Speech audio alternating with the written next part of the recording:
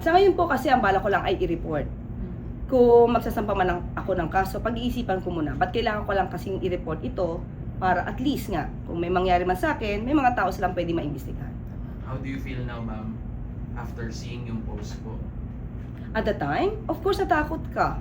Kasi hindi ko naman sanay sa death threats eh.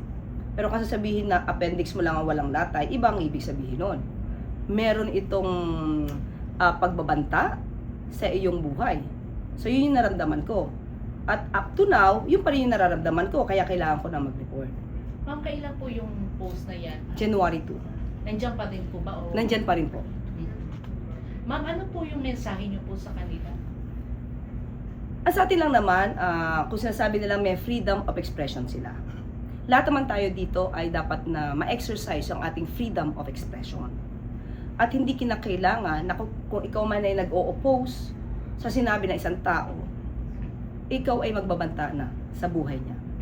Hindi po nadadaan ang anumang diskurso sa pagbabanta sa buhay, yung pagiging bayolente.